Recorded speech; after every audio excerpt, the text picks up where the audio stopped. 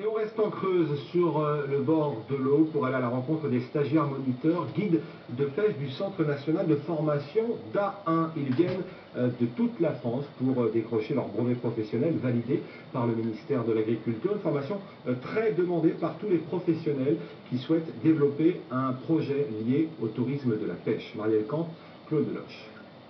Ça s'appelle un bouchon. Vous connaissez pas le bouchon?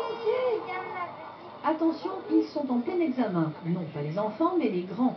Aujourd'hui, les 19 stagiaires guides de pêche sont face au jury, une évaluation qui compte pour leur brevet professionnel. Le thème du jour, l'animation et l'encadrement pédagogique pour jeunes publics. Donc il faut marcher avec sa canne tout en regardant le haut de la canne. La pêche, Jérôme connaît jusqu'au bout de la ligne. Il pratique en professionnel depuis 25 ans. Mais ce qui lui manquait et qu'il vient chercher ici, ce sont des bases administratives pour pouvoir monter son projet de centre de pêche. On a la connaissance du milieu des pêcheurs, ça sans problème, des poissons, aucun problème. Mais par contre, de toute la partie administrative, juridique et assurance qui est hyper importante, et là, j'étais pas du tout dans les clous, quoi. Là, ça me permettra d'accueillir des enfants, de faire des écoles de pêche dans des normes de sécurité adaptées, avec des assurances en bonne et due forme. Alors qu'avant, c'était... Voilà. Donc j'ai trouvé toute cette filière, justement, toute cette connaissance administrative, qu'on ne maîtrisait pas du tout et qui est indispensable maintenant.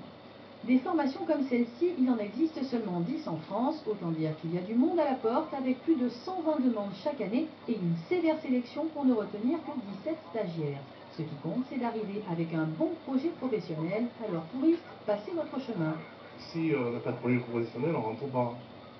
Et moi, j'ai pas le temps à consacrer à des gens qui viennent ici pour passer 8 ou 9 mois auprès de la pêche.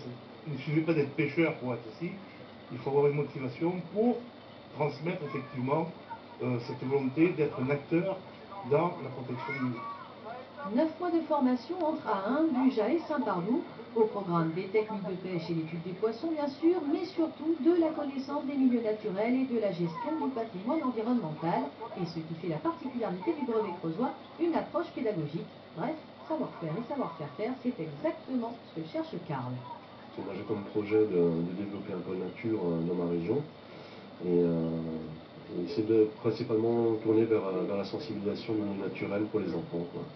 Donc en parallèle du guidage pour adultes, mais essentiellement tourné vers les enfants, et tout ce qui est plan d'eau, rivière, et apprendre les techniques de pêche et voir la pêche d'une nouvelle façon, la pêche consciencieuse. Depuis l'ouverture du brevet en 2003, 300 stagiaires sont sortis avec leur diplôme et tous ont trouvé leur voie.